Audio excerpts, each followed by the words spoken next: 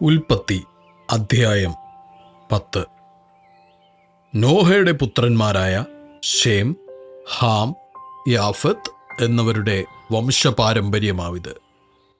ജലപ്രളയത്തിന്റെ ശേഷം അവർക്ക് പുത്രന്മാർ ജനിച്ചു. യാഫത്തിന്റെ പുത്രന്മാർ Gomer, Magog, Madai, Javan, Tubal, Meshech, Tiras. ഗോമെരിന്റെ പുത്രന്മാർ അസ്കെനാസ്, രീഫത്ത്, തോഗർമ. യാവാന്റെ പുത്രന്മാർ എലീഷ, തർഷീഷ്, കിത്തീം, ദോദാനീം.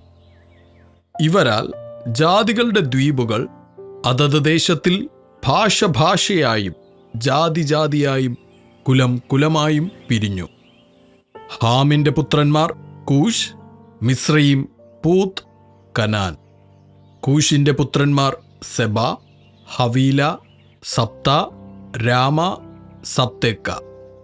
രാമായുടെ പുത്രന്മാർ ഷെബയും ദദാനും. കൂഷ് നിമ്രോദിനെ ജനിപ്പിച്ചു. അവൻ ഭൂമിയിൽ ആദ്യ വീരനായിരുന്നു. അവൻ യഹോവയുടെ മുൻപാകെ നായാട്ടുവീരനായിരുന്നു. അതുകൊണ്ട് യഹോവയുടെ മുമ്പാകെ നിമ്രോദിനെപ്പോലെ നായാട്ടുവീരൻ എന്ന് പഴഞ്ചൊല്ലായി. അവന്റെ രാജ്യത്തിന്റെ ആരംഭം ഷിനാർ ദേശത്ത് ബാബേൽ, ഏരെക്, അക്കാദ്, കൽനെ എന്നിവയായിരുന്നു. ആ ദേശത്ത് നിന്ന് അശൂർ പുറപ്പെട്ട് നിനവെ, രഹോബോത്ത് പട്ടണം, കാലഹ്, നീനവയ്ക്കും കാലഹിനും മധ്യേ മഹാനഗരമായ രേസൻ എന്നിവ പണിതു. മിസ്രയീമോ ലൂദീം, അനാമീം, ലഹാബീം, നഫ്തൂഹീം, പത്രൂസീം, കസ്ലൂഹീം. ഇവരിൽ നിന്ന് ഫെലിസ്ത്യർ ഉത്ഭവിച്ചു. കഫ്തോരീം എന്നിവരെ ജനിപ്പിച്ചു. കനാൻ തന്റെ ആദ്യജാതനായ സീദോൻ, ഹേത്ത്, യബൂസ്യൻ, അമോര്യൻ, ഗിർഗശ്യൻ, ഹിവ്യൻ, അർക്യൻ, സീന്യൻ, അർവാദ്യൻ, സെമാര്യൻ, ഹമാത്യൻ എന്നിവരെ ജനിപ്പിച്ചു. പിന്നീട് കനാന്യ വംശങ്ങൾ പരന്നു.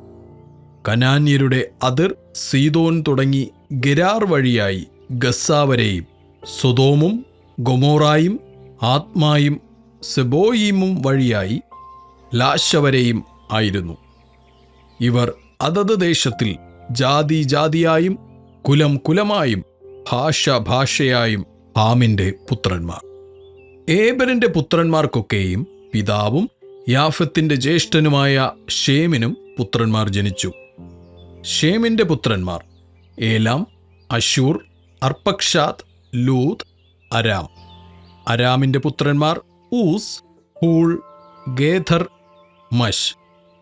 അർപ്പക്ഷാദ് ശാലഹിനെ ജനിപ്പിച്ചു. ശാലഹ് ഏബരിനെ ജനിപ്പിച്ചു. ഏബരിന് 2 പുത്രന്മാർ ജനിച്ചു. ഒരുത്തന് പേലഗ് എന്നു പേർ.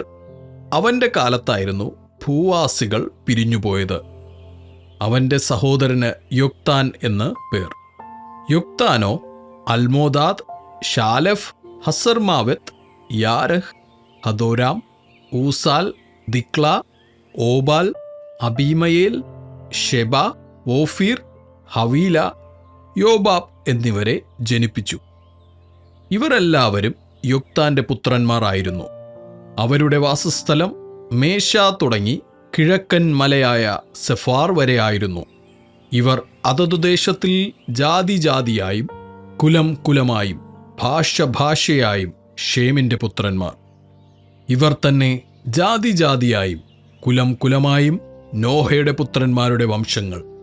അവരിൽ നിന്നാകുന്നു ജലപ്രളയത്തിന്റെ ശേഷം ഭൂമിയിൽ ജാതികൾ പിരിഞ്ഞുപോയത്.